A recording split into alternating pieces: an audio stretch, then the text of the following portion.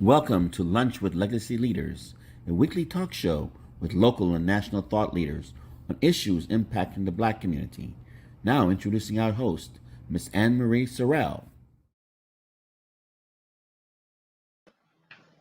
Good afternoon and welcome to another episode of Lunch with Legacy Leaders. I am your host, Anne-Marie Sorrell, President and CEO of the Mosaic Group.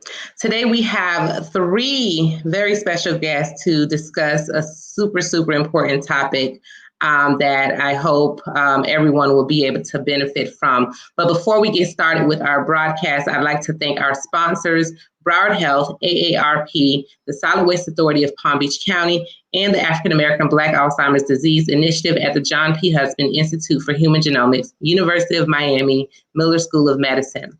Today, we are joined by Chief Delma Noel-Pratt, who is the Chief of Police for the City of Miami Gardens. Welcome, Chief Noel-Pratt.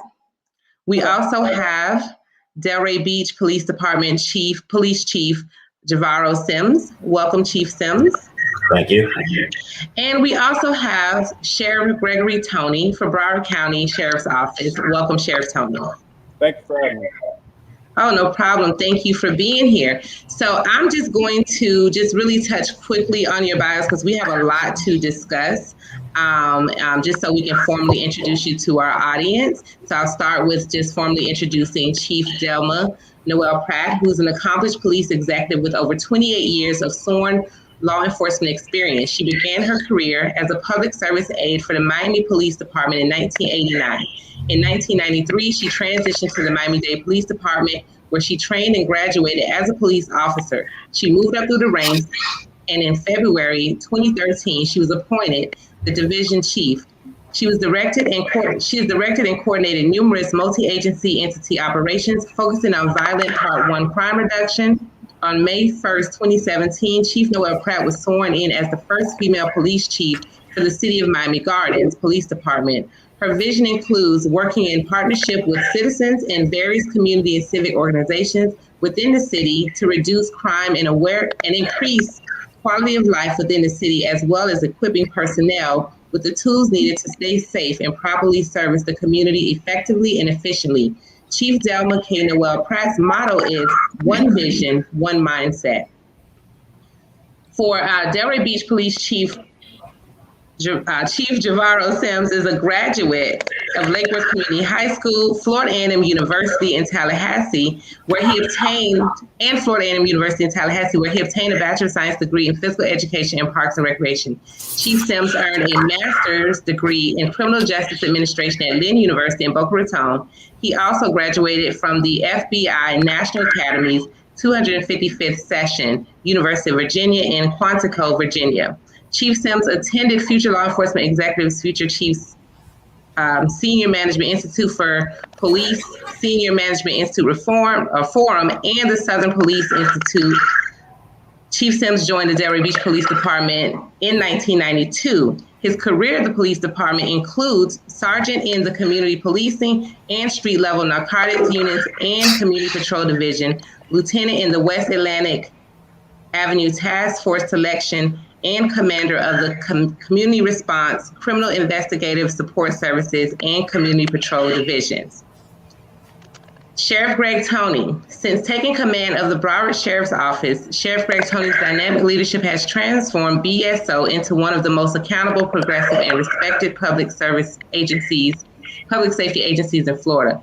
As Broward County's 17th sheriff and the first African American to serve in this capacity, Sheriff Tony brings a wealth of experience, unique skill set, and passion for public safety to BSO. Guided by his North Star belief that service equals reward, Sheriff Tony has led efforts to revamp BSO and restore trust in the agency by implementing a host of initiatives focused on bolstering training, building stronger community relationships, providing our youth with expanded opportunities for success, and ensuring employees are held to the highest standards of professionalism and accountability. Sheriff Tony began his law enforcement career in 2005 with the Coral Springs Police Department, where he served on the SWAT team and rose to the rank of sergeant. He also worked in narcotics investigation, burglary apprehension, street intelligence, and field force. Since he assumed leadership of BSO in January 2019, Sheriff Tony has been unafraid to tackle controversial matters that can at times put him at odds with other law enforcement officials and politicians. Doing what is right, not what is convenient, is his driving force. So thank you all and welcome again. All right, so we're going to dive right into our discussion. Post George Floyd, how do law enforcement agencies and officers regain the community's trust? And how committed is your agency in doing so? And we're going to start with Police Chief Noel-Pratt. Sorry. Yes, thank you, first of all, for having me here on this panel. Basically, how you regain the community's trust is you don't make excuses for the mistakes that have been made. Instead, you have to shed light on the positive things that you're doing within the community. You have to make sure that you stay engaged within the community, that you're out there, you let the community know that you're vested, and you lay down the platform and the foundation showing that community policing is very, very important, that this is not just a job. However, you're committed to making sure that you build that partnership and you build the strength between the community and your department.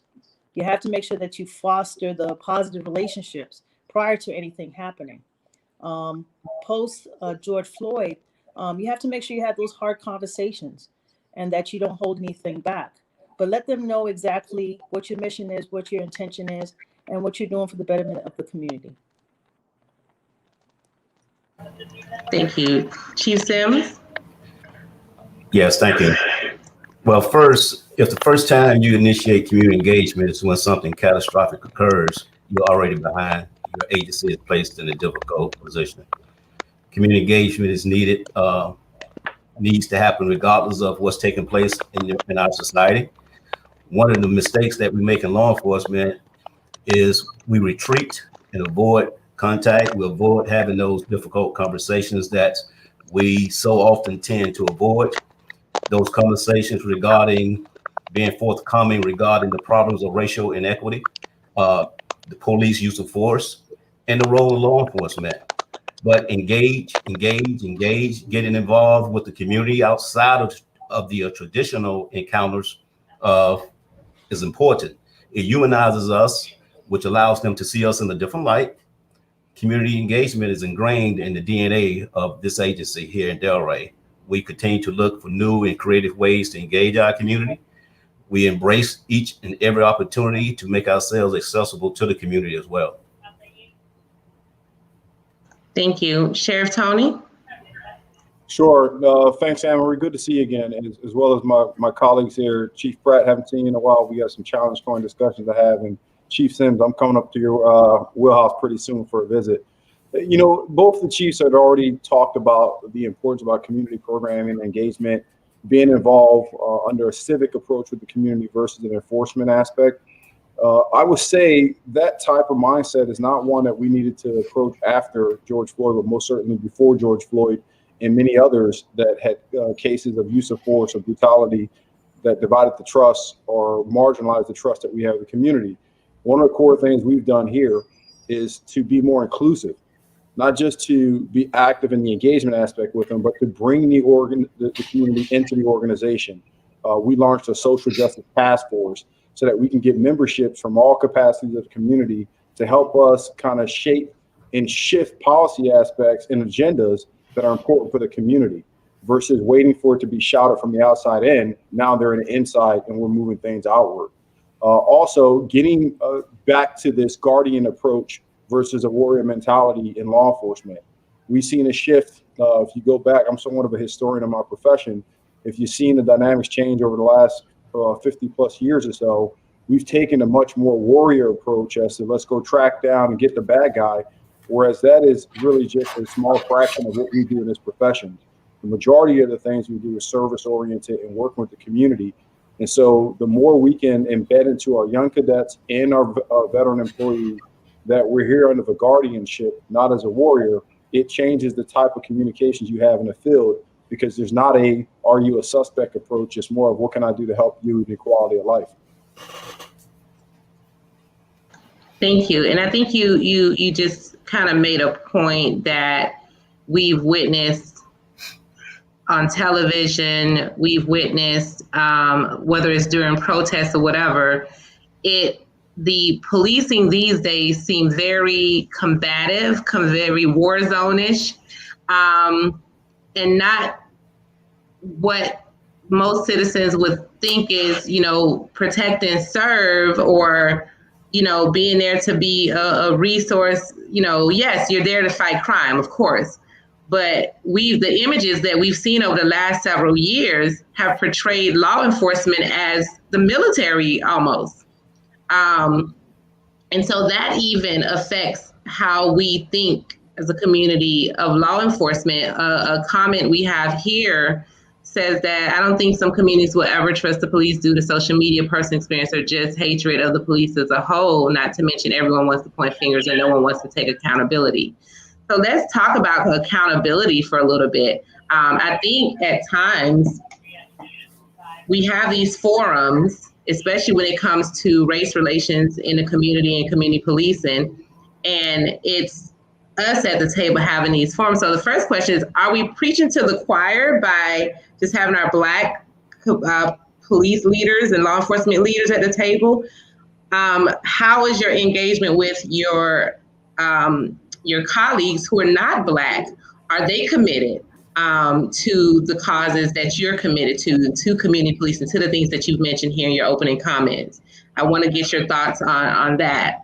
So we'll start with Chief Sims, and then we'll Chief Pratt, and then Sheriff Tony.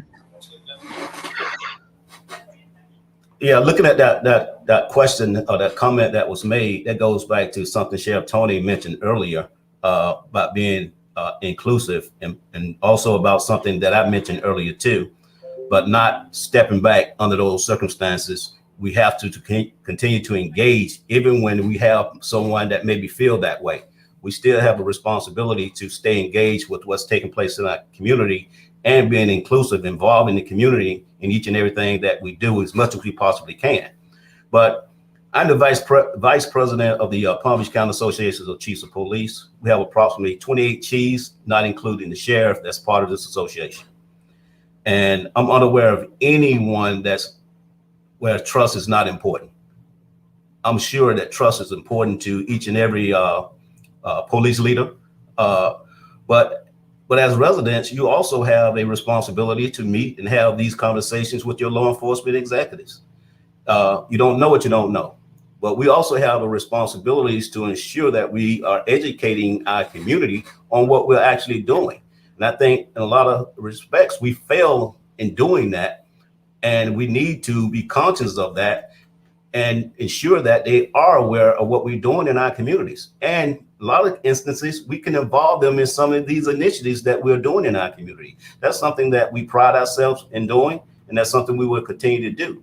But the more the better, the more the better.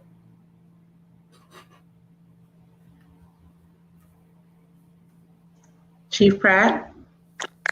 Yes, I believe that not all Black law enforcement leaders think the same way. We don't all have the same mindset. We come from different walks of life. Therefore, we need to make sure that we continue to have that conversation with each other, and also make sure that we're intentional with those that are not African American. The ones that I'm connected with, I'm part of the Miami-Dade Chiefs of Police Association, and basically I'm on the board. And I think that those chiefs are very intentional. They understand the importance of unity, making sure that there's diversity within their own organizations, and they have the ability to have those difficult conversations. I think we're in a time and a place that there's no hiding, and we have to make sure that we're intentional, that we're transparent, and that we're all on the same page. We're all on the same platform. I think it's important for us to continuously have this dialogue, whether we're Black, whether we're white. We're going to have the same issues, the same problems. Therefore, we need to have those hard conversations with each other. Okay, I'm going to do a follow-up to that, but after Sheriff Tony. Yeah, look, Chief Sims had hit on a couple of things, very quickly on that response. But I want to add on to what he already talked about here. When we start looking at accountability and transparency, one of the biggest issues that we as administrators face, and it doesn't matter what part of this tri-county area or country you're serving as a chief, as a sheriff, is the battle internally with having to deal with union representation, even when we do terminate people. Terminating law enforcement is one of the most hardest things you can do because it comes with a multitude of ripple effects that impact the morale of the organization, impacts the political climate of which we all work and live in, where now we're fighting against unions. But the one thing I've talked about over and repeatedly is we work for the people. We don't work for the unions. We don't work for anyone other than the people that we've taken an oath for. And when the community expectation shifts and change, and there's a demand for more accountability, and you have to terminate somebody, you must take action as an administrator. It can't be any hesitancy there because you lose the public trust. They're counting on us to safeguard them. They're counting on Chief Sims. They're counting on Chief Pratt to make the right decision that's best for them, not just the agency. So that's core number one. And you're talking about changing the climate and conversation. It's important to have diversity at the top of these administrations, not just at the bottom. One of the things I have done, and I'm very proud of, is when I came into this organization, was to promote from within and creating the most diverse command staff, executive command staff, decision makers, policy makers that we've seen in 106 years. Now that's Black, that's Hispanic, that's white, that's male, that's female. That's all aspect of our community that is now sitting at the table making decisions. And let me tell you how important that is. The conversation has changed. When you have typically, this is a white male dominant profession. We all know that. When you have an executive command staff and 6 out of 6 are white males, it's hard for that conversation to be reflective of a minority class and community. Here in Broward County, 60% of this community are people of color.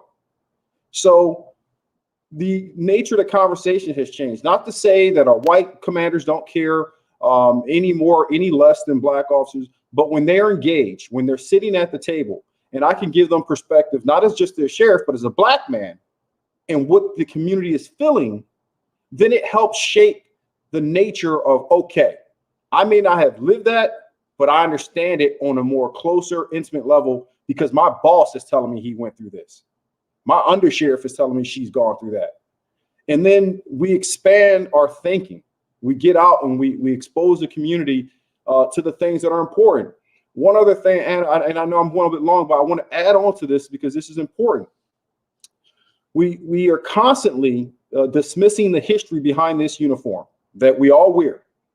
We can't forget that this very uniform and the nobility behind it was once used to unleash dogs against our family members, my mother, my grandmother, and the civil rights movement. We can't forget that. We can't forget that the first responder community was used also as part of a barricade for overall civil rights. So that story has been told generation after generation after generation, and it automatically creates a level of distrust for law enforcement. So we have it twice as important to break down that barrier and build trust with the community, because even if there's a 16-year-old kid who has never had an encounter with law enforcement, Black kid, he more than likely heard it from his family members about a negative experience.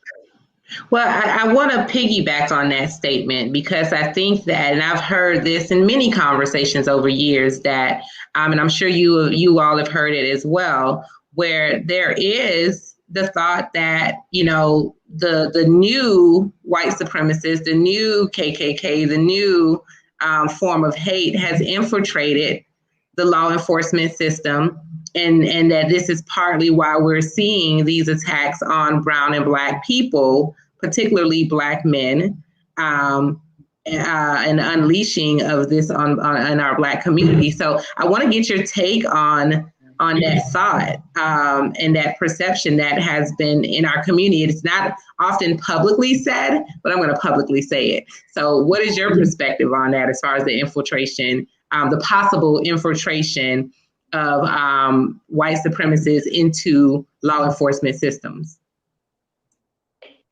Do you want to stay in the same circle, or you want me to pick up? You can pick up, and then we'll go down to Chief Sims and Chief Pratt. I will tell you, I disagree with that statement or the notion that there's some new penetrating force out there of white supremacists who are breaching and making it into this profession. But I would say historically, there has always been racism in every profession.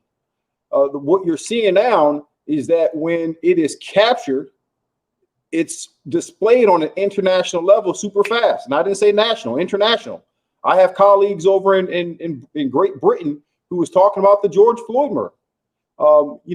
Technology has put us in a position, whether it be through body-worn camera, iPhone, Galaxy 7, you name it, where these type of misbehaviors are captured and magnified, and they're moving so fast that we as administrators are really in the back end trying to play catch up. I can tell you from my experience, there has been, things where I've had to terminate deputies for their misbehavior, and I'm capturing it on CNN.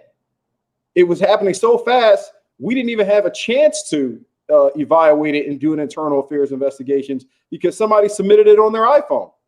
So I don't think it's new under the sun. I think there's pockets of it in every profession, but for administrators, we got to stomp it out. Absolutely. Chief Sims, any thoughts on that? You're on mute. I agree with everything what was just said. Law enforcement, from the inception of law enforcement, the role has been to control African Americans in a sense. So from the beginning of time. So racism hasn't just recently infiltrated into law enforcement. It's been in law enforcement since the inception of law enforcement. But what we have to do as law enforcement executives is you see something, you say something, you do something about it at the end of the day. We have a responsibility to call out and denounce the ills that's taking place in our profession and get rid of the bad apples in our profession. And if we fail to do that, we're failing not only our profession, but we're failing the community in which we serve. Now, there are some barriers, especially in the state of Florida, when it comes to, like Sheriff mentioned earlier, terminate someone. Because in the state of Florida, the officer is due process just like any other citizen is due process under Chapter 112. So it's not as easy as you see. What you're seeing on television where they might state, well, this officer was fired. It's not that easy in the state of Florida. There's a process that you have to adhere to terminate someone. And guess what? They could potentially get their jobs back, which we have minimal control over. And see, people underestimate, they overestimate the authority of a chief. I don't have the ability or authority to fire someone. I can only recommend termination to my city manager.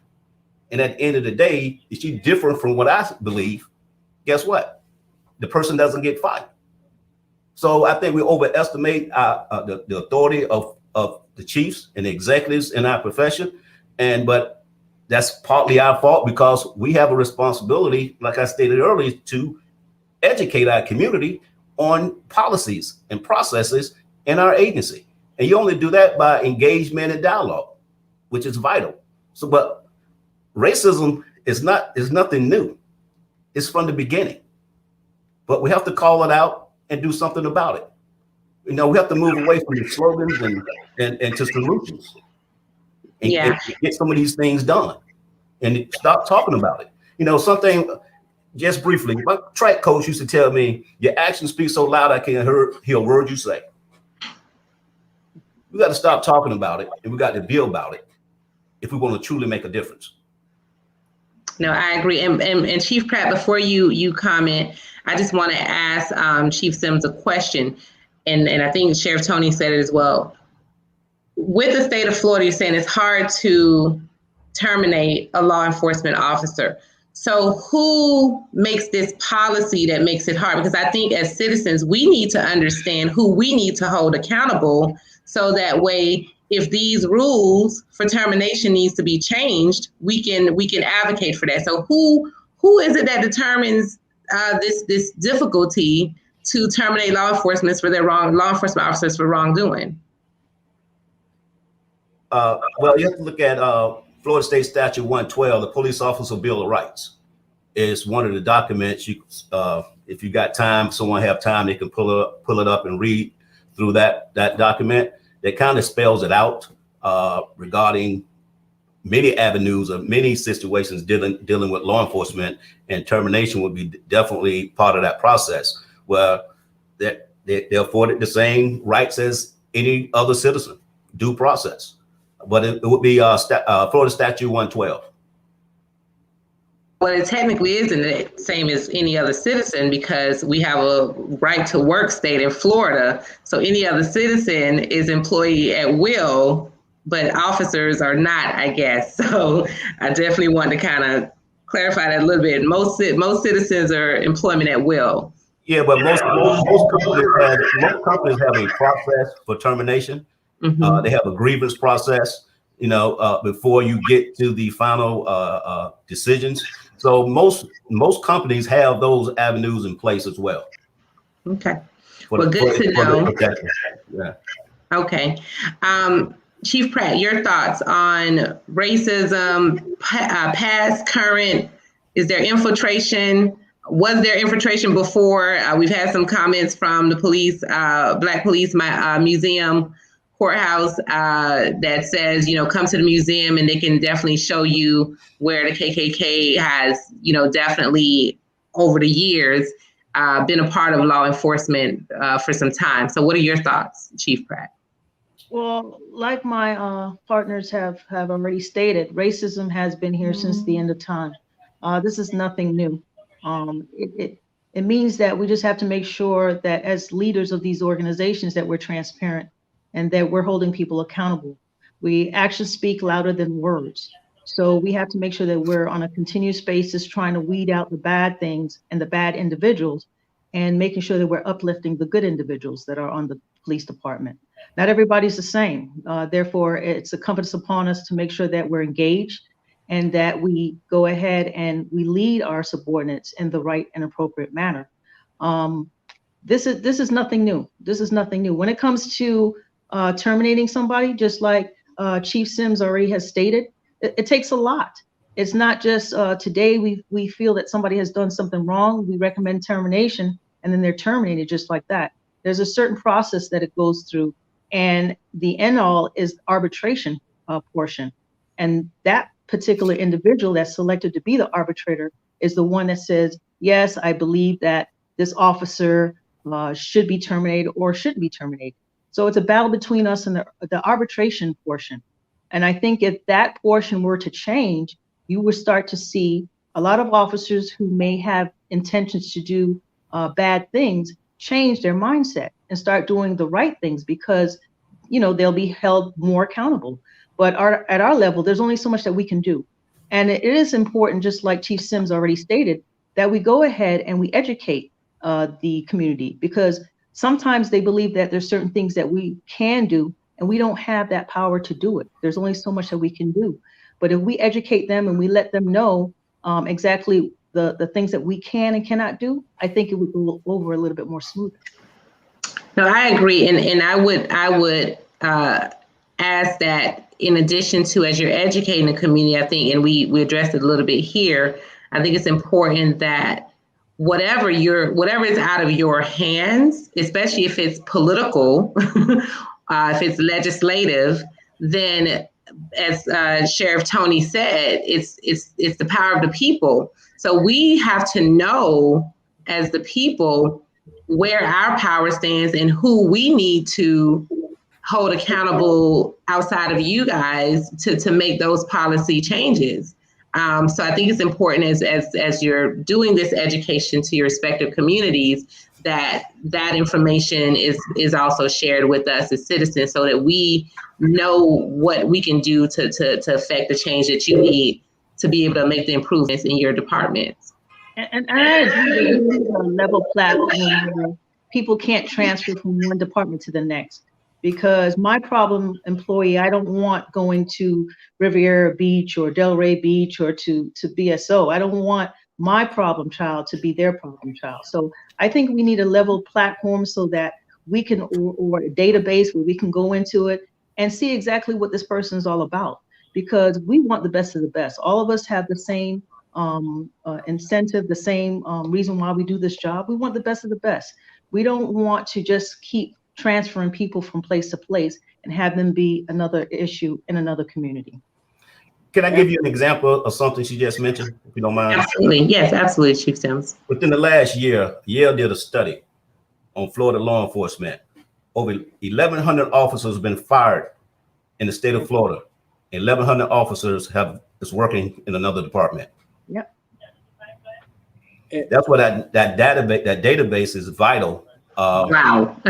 is vital when we're hiring people, to ensure that we don't bring in bad apples, or we eliminate these bad apples that continue to infest our agency and basically put a bad eye on law enforcement in general, the professional as a whole. So for this database, is that a responsibility of the Florida Department of Law Enforcement? Is that a federal responsibility? Who would take on that fight to create this national registry for that would benefit all of you? You're more than likely to be a tiered approach. You're going to have something that's monitored and tracked on a national platform, but also something that's independent to handle the state aspect. One of the tools that we all use is just like the NCIC, which is the National Crime Information Center. But we also have the Florida version of that so that we can track what's going on here. It would have to mirror that process. It's not only a matter of does Chief Pratt tosses over someone that she's terminated and then I end up inheriting them, but I don't want anyone from New York coming here that was a problem and joining BSO. And so that would only have to be under a national platform to be able to track that. And if I could pivot really quickly, because they hit two things that were just so solid, and I want to expand on it about this arbitration process. My colleagues here are a little bit more restrictive in their ability to just terminate anyone because of the city manager relationships that they have. Myself, as a sheriff, I'm a constitutional officer, so I make the last determination as to who's going to be terminated or not. I don't have any excuse. There's no one I can, say I got shot. This is the power of this office. However, even as a constitutional officer voted in by the people, I still deal with arbitrators who later on say, no, this person is to be reinstated. And so often the arbitrator is not even from the state of Florida. Exactly. Arbitrators in Texas telling me what I have to do here in Broward County. Yes. Right. So you see both the chiefs cracked up laughing because they know this. They've been there and done that 1,000 times over. It makes no sense in how this process works. If I have a problem here at BSO, the people have entrusted me to make the right decision. If that decision is this person is no longer suitable to carry this star on their chest, it should be final. An arbitrator from Texas, from California, don't have to live with the repercussions of having a dirty officer under their command. It's how this system works. Yep.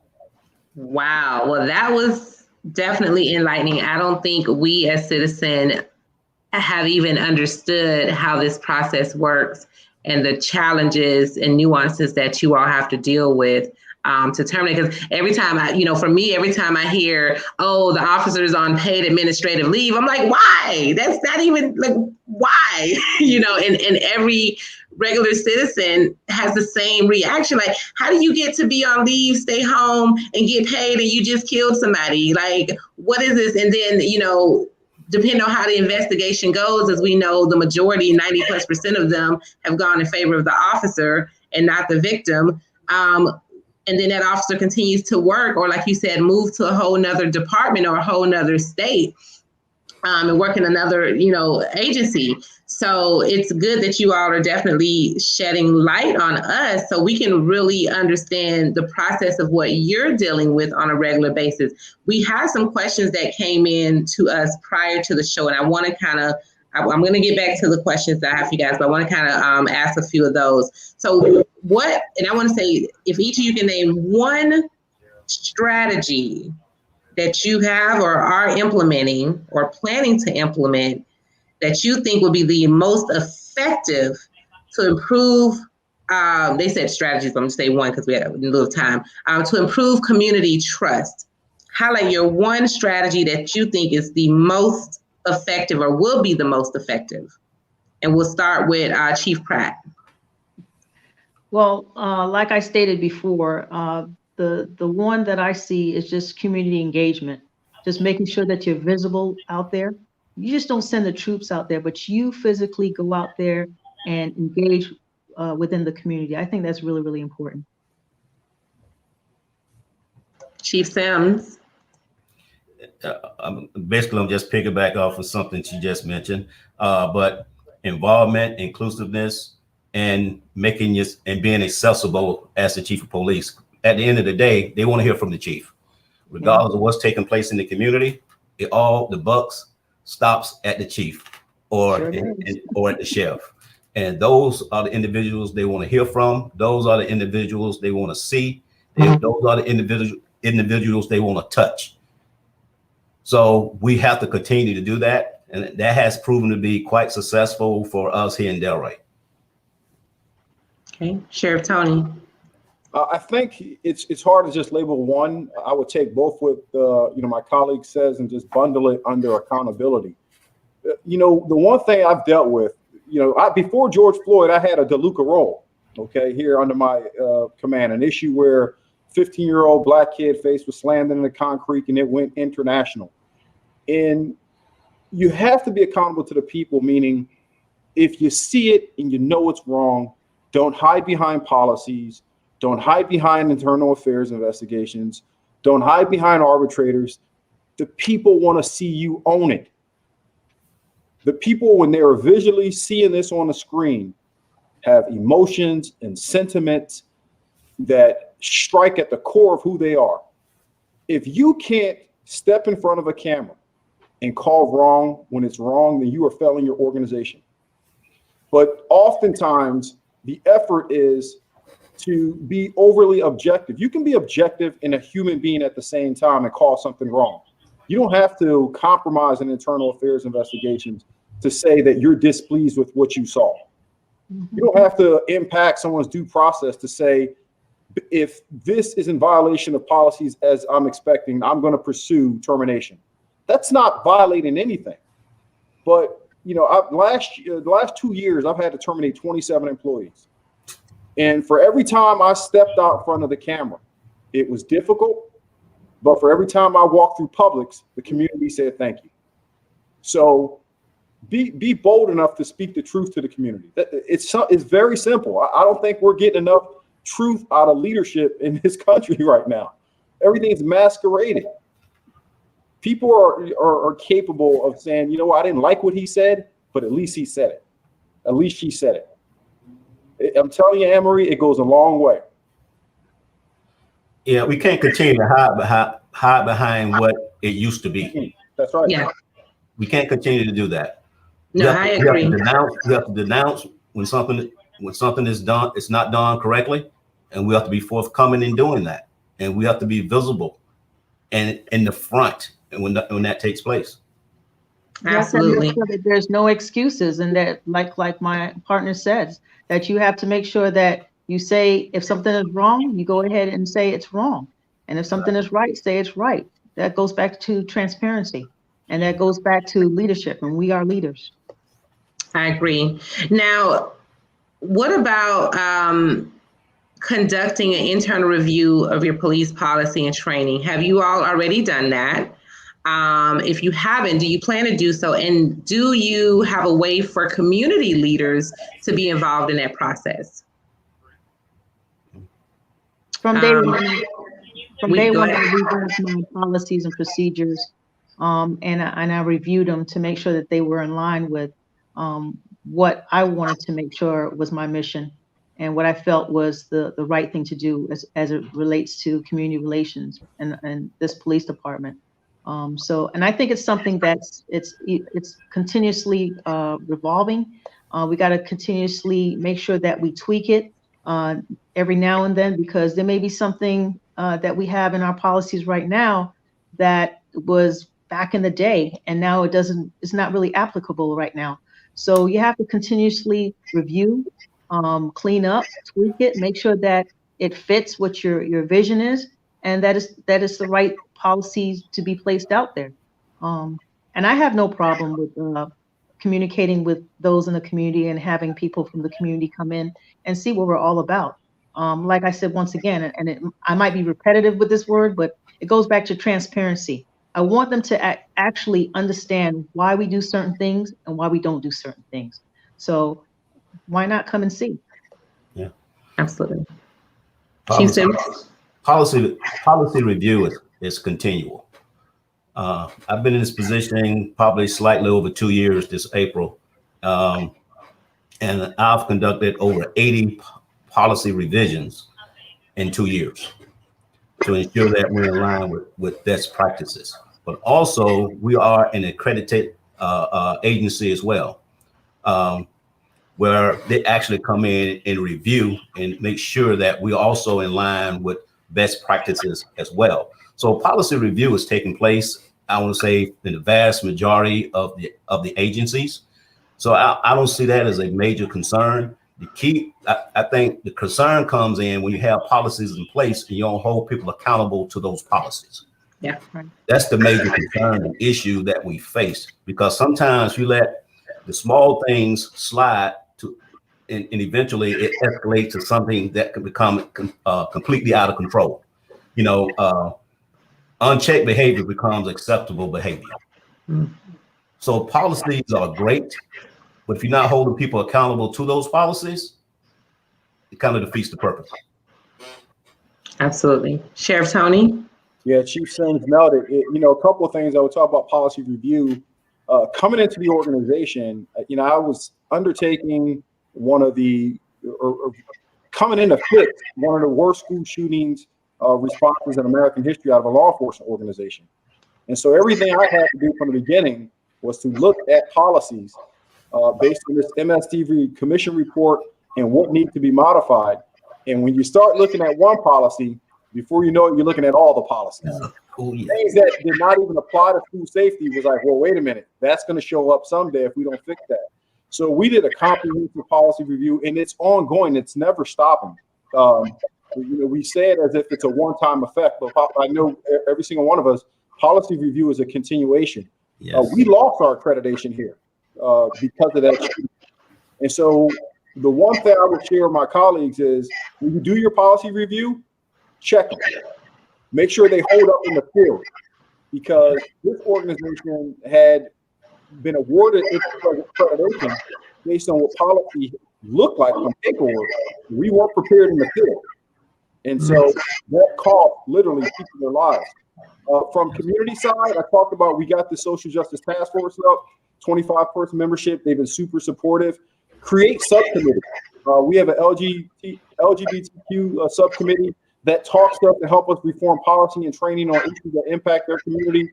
I have one with religious stakeholders. The more subcommittees you get, I think, will be helpful, because you're going to miss things from an internal review. And then we created an Office of Inspector General. I have 5,730 employees under my command with 5 different departments. So we didn't want to wait for bad things to happen. Now our Office of Inspector General has the autonomy to walk into any of these departments and start going through all the books, budget elements, policies, everything to protect us. Awesome. Also, the state of Florida has probably the most liberal public records laws in the country. So all you have to do is request them, and it will be provided as well.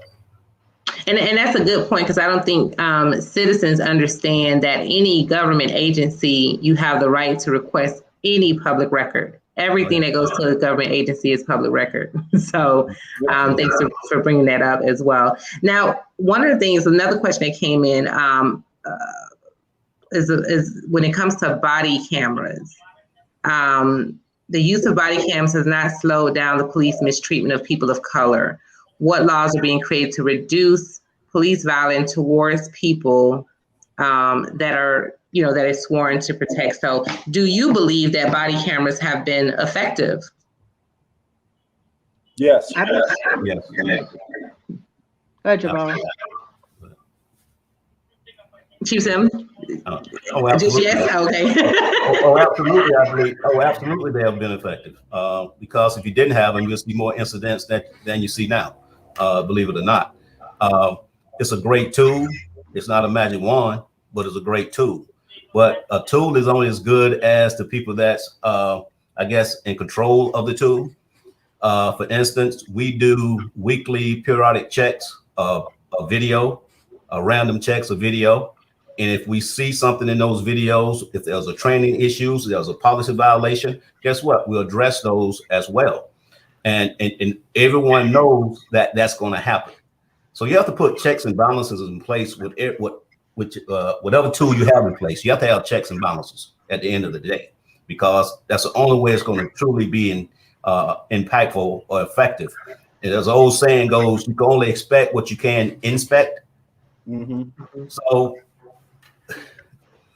body-worn cameras is a great tool, only if you have the people inspecting them in the manner in which they should. Okay. Anyone else want to chime in on that? Okay. I think it's been effective on both sides, because viewing a lot of the video that we've seen on the body-worn cameras, you see a lot of the citizens that may make complaints. And then when you review the video, actually the officer did everything correctly. So it has exonerated the officer. On the other side, it has made our complaints go down. Our complaints are at ultimate low. So I think it's a very good tool. And just like Chief Sims has already stated, it's only effective as the way you use it, and making sure that you have checks and balances in place is so important, and making sure that you continuously train the individuals that are using that system. I have a question for the panel. I've seen an increase in internal complaints versus external complaints over the last few years. Yeah. You know what, Chief? I think that's probably going to be the case for most agencies. Yeah. Just because of nature. Look, the body-worn camera is a great equalizer. It could bring balance to false complaints like Chief Pratt was talking about that may come in and show the other side or the full perspective about what's going on, or it can catch that bad apple out there that we don't want. So it brings a level of balance. And don't forget, for any agencies or administrators that may be watching this and they're hesitant or still trying to figure out should they go to body-worn camera, assume you're being recorded anyway. Just assume it. Whether it be a surveillance camera at a stoplight or inside a Walmart, body-worn camera, or the 700,000 phones that are here in Broward County walking around every day, assume that you're being recorded. So it's a behavior modification tool also. It's making sure we're doing what's right, and it's also making sure that the civilians and citizens are doing what's right. Right. Absolutely. Now let me ask you a question, and this is a more political one, and unfortunately, you all deal with politics in one way, form, or fashion. Either you are hired or terminated due to whoever's elected, or you are elected, such as Sheriff Tony by the people. So when it comes to political issues, so even though it was a people-driven push for defund the police, I want to get your thoughts on police funding. What your thoughts are on the push by the people, but then it became politicized, of course, on different parts of the aisles when it came to the issue of police funding, which are essentially, by taxpayers. Yeah, look, I'm the elected official on here, so I'll go first. I think it's imperative that you educate the public on what you're doing with funding, because when there's call for defunding, they don't think about how defunding the police impacts CPIS, right? I'm responsible for Child Protective Investigative Services, one of 6 different sheriffs that handle that responsibility for DCF. You start talking about defunding, it impacts that. You start talking about defunding, it impacts all the community outreach programs we have, from our homeless effort to our drug, assistance programs that we have. You start talking about defunding, now you're taking away from SROs, potentially school resource officers. So you just have to educate people. No one wants to see police defunded where it starts impacting safety and quality of life. But I have a jail under my command. Right? That jail is about $300 million operating every element. I have a budget on the other side of this screen that is going over. So my thing is, how do we reallocate funding to keep people out of jail and utilize millions of dollars to uplift the quality of the community?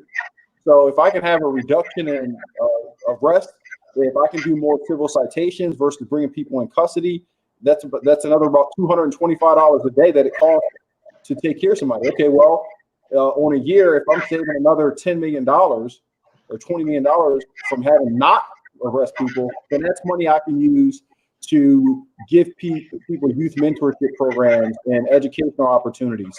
So it's not defunding, it's reallocating. Gotcha. Chief Pratt? It basically boils down to making sure that you have the money in the right places and you utilizing it efficiently. That's what it really boils down to, not defunding the police, but making sure that your monies are in the right pots, so that you can go ahead and perform the way that the community expects you to perform. That's what it really boils down to. Okay. Chief Sims? The question I have is, what does defunding really looks like? Is it the officers not responding to calls that are more social related versus criminal? That's the homelessness, the drug and alcohol addiction, mental health, and often a combination of all of these. One thing for certain is law enforcement will always be the first on the scene. We're always going to be the first on the scene. Therefore, why not provide us with the funding and the appropriate staffing, the mental health, the addiction and homeless practitioners for a more diverse response? That is something we're doing here currently in the city of Delray Beach, and guess what? It works. We have a mental health practitioner. We're partnered with South County Mental Health. We have someone that specializes with the homeless and with addiction. When we normally respond to calls that involve someone of a mental illness. That team responds as a unit, and we make assessments in the field. And that unit been in place for 6 months. We've made over 400 contacts, and we've provided over 400 people with some level of service. That worked. So we have to really look at it from a more strategically standpoint when you're talking about defunding. I like the word reallocating, because at the end of the day, if we can get more units, we get units like that in each and every department, guess what? We wouldn't have some of these issues that we're experiencing now. And me personally, I'd like to expand on that, but right now I don't have the staffing or the funds to do that. It works for us. So we need to look at things of that nature too, just like Sheriff Tony mentioned. Look at all the services that you could potentially impact with the sheriff department if you talk about defunding. Right. We have an obligation to educate the community on what we're doing and what our money is being used for. Then they'll get a better understanding of how it actually works. Absolutely. I think that's a good point. And I know I've seen, mayors and commissioners host like budget, hearings and meetings, and have even gone and done, meetings in neighborhoods about budget. But I don't think I've ever seen the chief or sheriff go and do those meetings for the breakdown of the law enforcement budget, if that makes sense. Generally, it's, law enforcement or policing is a line item in a general city or, agency, municipal budget. But I don't think it's ever been broken down where the citizens understand, and I could be wrong, you guys may do this, but have you done any listening or community meetings where you've broken down the allocation of your budgets? Yeah, I was going to have, and it's almost part of my responsibility. So I'll do a budget presentation for all the county commissioners, a formal presentation there. But then I have roughly 17 different contract cities or contracts that I'm dealing with. I'll make sure that our mayors are looking at what we're doing in our city managers. Again, if there's a way the community get more engaged in what's going on, hold their elected officials accountable by attending these commission hearings. I can tell you, as part of my job, I have to, frequently go to all these different city commission meetings to hear about the issues and concerns that take place. And I'm always surprised for a county where we have roughly 1.9 million people that reside here. If I'm in a city, and it doesn't matter which city it is, you'd be lucky to get a half a dozen or a dozen people attending the commission meeting. And I'm like, this is huge. We're talking about, for most cities that we contract services to, we eat up roughly probably about 60 to 70% of that city's budget, right? So if Deerfield is paying, $40 million in services, or Pompano Beach, that's a big part of that community budget. Countywide, I think we eat up roughly 25% of the overall county budget. County has about $5 billion or so on an annual basis. So this isn't a small organization for you to ignore. Everyone in this community should be paying attention to every single penny we're spending. Absolutely. Chief Pratt? There's roots to everything. So therefore, we need the resources in order to deal with those roots. It could be that someone has committed a crime based on they have mental illness. So we need those resources in-house in order to deal with things of that nature. It's not a simple solution. However, once again, we need to make sure that the resources are in the right places so that we can go ahead and deal with things in a holistic fashion. Absolutely. I know we're short. This is usually a 30-minute segment, but we knew that we weren't going to be able to do this in 30 minutes. And we're coming up on an hour, and I really want to be mindful of your time. There are some comments in the chat. I don't know if you guys have a few minutes for me to maybe take one or so question from the chat. Do you all have a few minutes? Sure. Yeah. And while you're doing, I just want to say to Chief Sims, I'm definitely coming up to see you. I was looking at what you're doing, but I didn't recognize you were doing that here at your agency. The NYPD had launched a similar model last year when it comes to deploying those teams out, and we were reaching up there to try to figure out how we can introduce it. So I'm just going to come up and just drive up the street north and steal from you. I look forward to it. Can we touch on community policing? I think this is something that comes up all the time, where officers should, and I know for the sheriff, it's oftentimes difficult, or maybe not. I don't know. I can't speak for you, Sheriff Tony, but community policing, where officers actually live, work, and play in their community. How important is this? I know in the past, this has worked in some communities. Can you talk about what your thoughts are, and do you have any, do you do community policing, and if so, how? So we'll start with, who wants to start? Okay, Chief Sims. Yeah, I reinstituted community policing here when I got appointed to Chief of Police, because I think it's vital that we get engaged and get involved in our communities and outside of just law enforcement related encounters. You know what I mean? And what community policing allows us to do is actually establish partnerships with our community, help the community help themselves, along also helping us in the process. So it's all about relationships. And I think such as life, it's all about relationships and building those relationships. But it has to be on purpose. It has to be on purpose.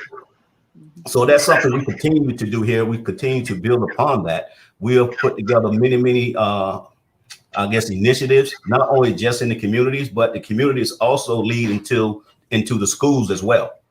So we have someone in each and every school in the city of Delray Beach. Whatever activities that are taking place in those schools, we get involved with those schools. And because at the end of the day, when those kids leave schools, guess where they come? They come to our neighborhoods. They come to our communities. So we try to establish those relationships. And I tell you what works, and it works the way to parents is through their kids. When you start putting together youth initiatives, showing a true, providing true heart, true caring for the youth in our community, the parents a lot of times get on board, because what that also does, that also humanizes us as law enforcement. It breaks down those barriers of us against them, and that's such a huge barrier to overcome in so many of our Black and brown communities specifically, and that's largely due to I think our communities of color has been traumatized over the years because we lived through each other's experiences. If you go back 400 years, Those readings, that literature, guess what? We feel that to this very day. So when we see things, those negative things that so readily put on television, that impact the entire community. I don't care where you live or what your zip code is. That's how vital community policing is, because when those things come about, we have to ensure that we have people out there in those communities engaging even more. Absolutely. Chief Pratt? Yeah, community policing should be the foundation of any law enforcement agency. And like I stated before, you have to make sure that you foster those relationships prior to anything happening. In the community that I serve right now, there's a lot of partners within our community that have come to our rescue and has supported us in so many different fashions. It's amazing. I used to work this this area years ago, and I came back. It's like a 360 for me, and just to see a lot of the people in the community and how they support us and how they just support the officers in the community. It's amazing. It's amazing. And there's a lot of communities that I've visited, they don't have that type of relationship. So I'm very proud of the community policing aspect that we have within the city of Miami Gardens. And like I said, it's the foundation. It's so, so very important, because you don't want to wait till something hits the fan before you try to reach out to somebody in the community. You should know everybody in the community prior to. It's very, very important. And you should make sure that your officers understand the importance of that and how that's just going to make their job even more easier. It makes it much more easier when they have those established relationships. Absolutely. Sheriff Tony? Yeah, I think one of the biggest challenges we have here in this organization is the size and scale of it, and the amount of populations that we have to serve and police. And when I came in, I said, we can't keep this cookie cutter approach of what community policing is for an entire county. So we built out something a little unique called our neighborhood support teams. And so all of my districts have a cadre of law enforcement officers, civilian-based employees here, and community stakeholders that represent their neighborhood support team. The dialogue and the communications that take place gives me a chance to use resources effectively for that environment. So what do I mean? Policing Parkland is totally different than policing in Pompano. Policing in Weston is totally different than policing in Dania Beach. And the issues that those communities are facing, unlike being a chief of police like my colleagues, they know what their city's like. They understand what they need to do for that city. We have to do it for almost 17 cities. And we have to be effective for what that community need is. And the only way you do that is by having these teams that are focused on what is the issue that my people, my community face in Pompano? What are the issues that my community and people face in Deerfield Beach? Now, what we also do with that is we take all our neighborhood support team specialists and we bring them into a meeting environment. And every so often, there's an overlapping issue that affects everybody uniformly. Prime example, COVID-19. Every single part, every community, didn't matter what part they were from, what west part of the county or the south, everybody is having issues in their city with food distribution. Families are suffering. So through our neighborhood support team, we said, okay, this is one that we can take a cookie cutter approach and do for the whole county. Let's start a distribution site. But when you talk about crime patterns, it's different. You talk about concerns that a pastor may have in Deerfield, it's not going to be the same in Weston. So it can't be a cookie cutter approach for a sheriff's office because it's too big. Absolutely. Now, my last question for you all, tied into some of what the audience have been commenting. When it comes to law enforcement officers, it seems that in some cases, not all, because I know that there are some bad apples that look like us in law enforcement as well. But it seems that, law enforcement officers of color better handle situations or don't fear for their lives or whatever the case may be, as we've seen in the cases of the white law enforcement officers in many of these publicized tragedies. When we talk about, so I want you to think about that part of it, but when we talk about inclusion, diversity, and recruitment training, what are some of the requirements? So for anyone who's out there listening, they may have a young person who may be interested in law enforcement. What are some of the requirements, not just educationally, but skill sets, mindset, interpersonal skills that are needed for someone who may be considering a career in law enforcement, and particularly when recruiting more Black and Brown people to serve in law enforcement? What are the tips and advice that you give, and what are some of the requirements that you think are important? Let's see, Chief Pratt, you want to take that first? Basically, we look at a lot of different things. We look at individual social media aspect, their associations. It's so important. A lot of times people take that for granted, and they feel that certain things that they say on social media platforms, it's just, it's funny. It's something that's not going to really rear its ugly head at a later time. But that's an important avenue that we look at, because we want to see what that person's all about. When the cameras are off, when they're not working in a professional environment, who is that person? A lot of times I like to have those interviews with individuals before they even step across the threshold. I want to see who that person is. Why is it that they want to be a police officer?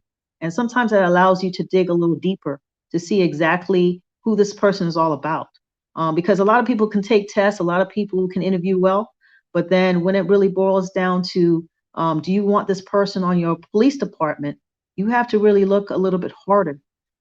Yes, we do the credit history, that's all fine and dandy, but who is this individual when the lights are off? Who is this individual? So we want the best of the best, just like I stated before.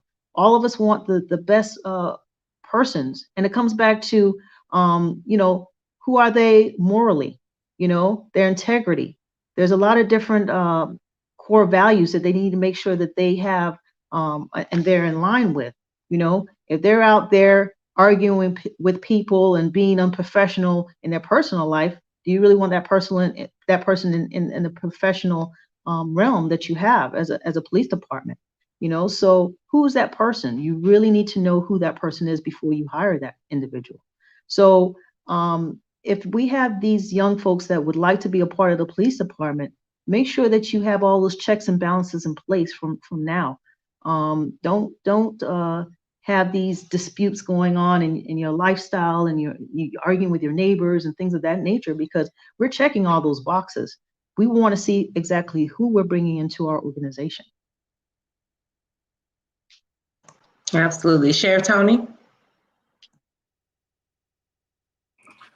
Yeah, look, I think Chief Pratt just summarized some of the core things, going back to character, integrity, all those core principles that we need for individuals to come in this profession.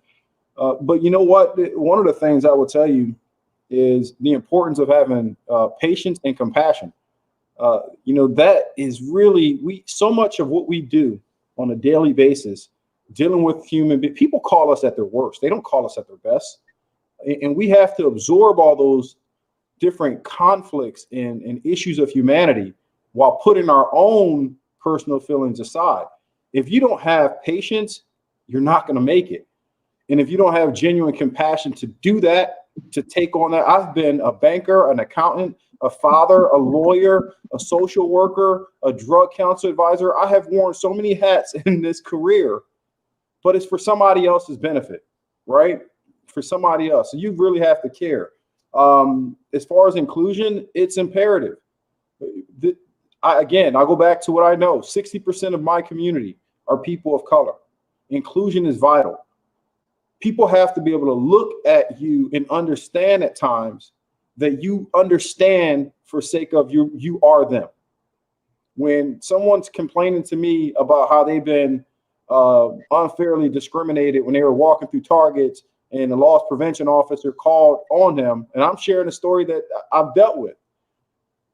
I know what he's talking about because I was that 18-year-old kid being followed around in Targets, right? It helps. It's not to say that our white brothers and sisters can't relate, but it's helpful to have a cross-section of the community in this profession. And you just can't have it at the base level. I'll go back to something I'm very proud of. We are the most diverse command staff in 106 years. Women, men of all colors and backgrounds. That is what this profession has lacked. And how do I know it? Out of the 3,000 and I think 23 sheriffs in this nation, less than 5% of them are people of color. Less than 3% of them are women. So this is the most constitutionally powerful law enforcement position in the country as a sheriff. But yet there's not inclusion there. And law enforcement profession been around for hundreds of years. Less than 5% of 3,000 of the senior ranking law enforcement officials in counties across America are people of color. So inclusion is important. The last thing I would say as far as a skill set, there's a lot of prerequisites to come into this agency about physical fitness, having a mental fortitude to deal with all these different dynamics and stressors we have. The fundamental skill set, look, don't come into this thing soft.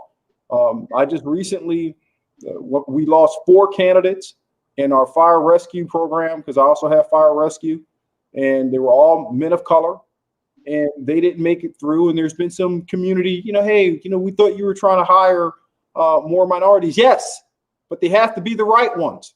No one gets a pass in this profession because of the color of their skin. It would be a disservice to Chief Pratt, a woman chief in this profession who fought like God knows what to get where she's at. For Chief Sims, a black man, to be a predecessor and a chief of police. For me to be the first sheriff in 106, folks, it ain't easy. And none of us are about to start giving out handouts. So if you want to be part of this profession, you have to be the very best. Doesn't matter your skin tone, doesn't matter your gender. If you produce, now we'll make sure the opportunity's there. We'll make sure the door's open. Make sure you don't have any unnecessary roadblocks because of discrimination and racism. But when you walk, now I'm recruiting, but when you walk through my doors, you better be ready to perform. You better be stellar. That's what's important for us here.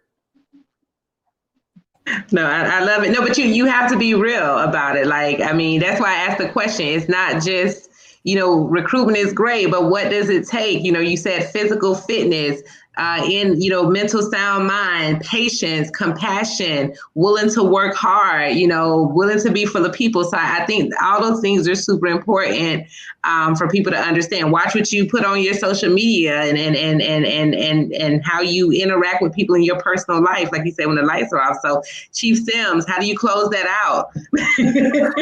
Well, I'm not going to repeat all that was just said because I agree 100% with both. I just add this: diversity is intentional. It takes an intentional, concerted effort to bring diversity into your agency.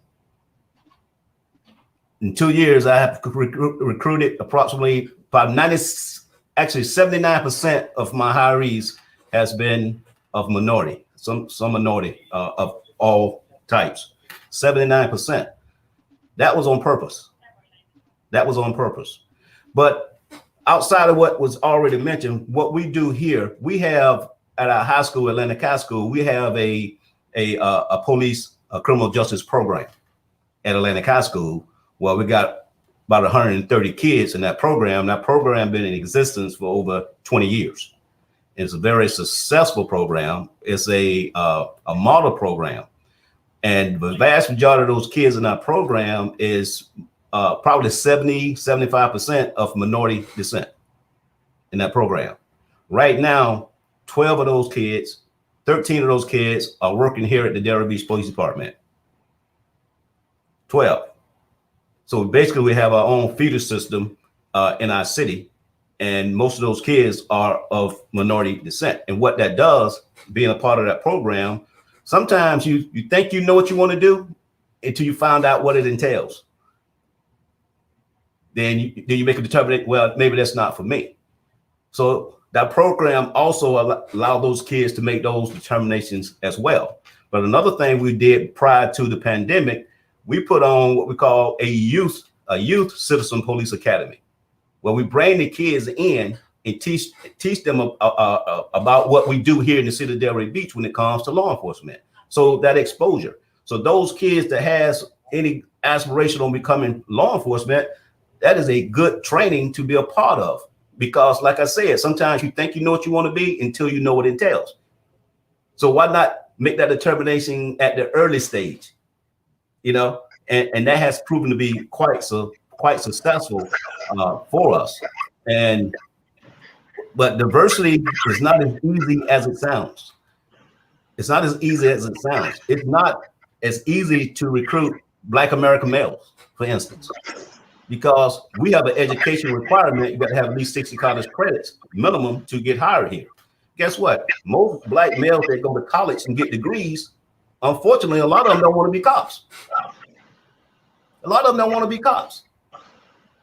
So we have to make a concerted effort as chiefs, especially as minority chiefs, Black chiefs, in my case, to go out, make ourselves accessible, and have those conversations with these kids and promote this profession. Instilling them, guess what? If you want to make a difference, the best place to be is inside the profession, not outside complaining. Become a part of it and make this and help make these changes. Absolutely. Those needed and necessary. You know, so I guess that's my spiel. No, thank you. Thank you. Wow, this has been, I could talk to all of you for like another 2 hours, I'm sure, but neither of us have that much time. So I want to just first and foremost, thank you so much for taking time out of each of your schedules today to be with us here on Lunch with Legacy Leaders and to really just impart on us just all of your knowledge, your experience, how we can get involved, the processes of how things work, because a lot of times we just don't know as citizens. And I want to give you an opportunity to let our listeners and our audience know how they can reach you and your team so that they can, A, continue to follow what you're doing, A, hold you accountable, and B, get involved in your different community initiatives. So we'll start with Sheriff Tony and then Chief Pratt and Chief Sims. Yeah, look, I really enjoy myself talking to my colleagues and Anne-Marie and just sharing some of the things that are going on in here in this agency and our thought process as leaders, Black leaders in this profession. To reach out to me, look, you can go to our website, it's sheriff.org. If there's any direct questions you want to send to me, you can click on Ask the Sheriff. It does find its way to my staff. I'm also on all the social media platforms. From Instagram to Twitter, and it's me. It ain't a stunt double. I don't get back to everything because there's a lot of messages that come in. Some are good, some are nasty, just the nature of the job. But on Instagram, my tag is BSO Sheriff Tony. On Twitter, it's BSO Sheriff Tony as well. On Facebook, I believe it's Broward County Sheriff Gregory Tony. But look, reach out to us, be engaged, and don't wait for an election to come around. And for me in my position, don't wait for an election to come around to start taking interest. Take interest now and hold me accountable. Every year I'm here. That's the best way to do it. And Chief, I'll be coming up to Delray for sure to see you. And Delma, I owe you a new challenge coin, so I'll slide down to Miami soon. Look forward to it. Basically, you can reach me at on Twitter at Chief Noel-Pratt. On our handles, Twitter at MGPDFL. Instagram, Miami Gardens PD, and Facebook at Miami Gardens PD. All those different handles we have on social media. And I don't have someone that operates my my handles. I speak directly to the people. So by all means, reach out to me. I would love to hear from you. And I would like to have that conversation, that hard conversation with you. Well, let me say, I may not agree with what you have to say, but I defend your right to say it. Okay? And we must, and like I stated earlier, we must move from these slogans to some level of solutions and determine what role you can play in the movement for change and get involved. As residents, we need to be involved in what's taking place in our municipalities, in our county, in the state. We have a responsibility. It was mentioned earlier, you go to a commission meeting, you can count on one hand on how many people is in the commission meeting. And these people are deciding on services that's going to impact you in your community. You have no idea what's about to take place. That's your responsibility to do that. But I could be reached from Twitter, Facebook, pretty much every social media platform. Delray Beach Police Department, Javaro Sims, Chief of Police, all those platforms, I'm available. Also, you can call the police department if you wish at 561-243-7846. I'm available. I look forward to conversations with anyone. Thank you so much. And just stay with me one more moment as I do some announcements, but I want to, again, just thank you all for that information. And I want to encourage everyone who's listening. I think one of the biggest takeaways today, you have to show up, whether it's to your city commission meeting or if it's to the county commission meeting where the sheriff is making a presentation on the budget and what's happening with the agency. But we as a people, we have to show up. It's not, and I thank you, Sheriff Tony, for saying don't wait till an election year to be concerned, or don't wait till when something happens to be concerned. Let's show up, let's get involved, let's let our voices be heard, and let's be a part of the solution. Encourage our young people to look at a career in law enforcement. It's a wonderful career, and I think that, like you said, the change starts from within. And if we have some young people that has the what it takes to be the best of the best per Chief Pratt, then let's encourage them to be a part of the solution by becoming a law enforcement officer themselves. So thank you all so much again. Just some quick announcements. I want to thank our sponsors again, Broward Health, AARP, the Solid Waste Authority of Palm Beach County, and the African American Black Alzheimer's Disease Initiative at the John P. Huntsman Institute for Human Genomics, University of Miami Miller School of Medicine. Please, if you have not done so already, check out the 2021 Most Powerful and Influential Black Business Leaders in South Florida at miamediagroup.com, and that's GRP.com. And please remember to tune into our show Soul, hosted by Nikki Jellin, every Wednesday evening at 7 p.m., where we disseminate intellectual entertainment on fashion, arts and culture, relationships, mental health, and food in South Florida. And of course, as always, please share this video because there is so much that was dropped here today that everyone can use. Make sure that you mark your calendars for every Thursday at noon, and we'll see you all next week. Thank you again to our panel. Thank you for having me. Have a great day, everyone. Bye-bye.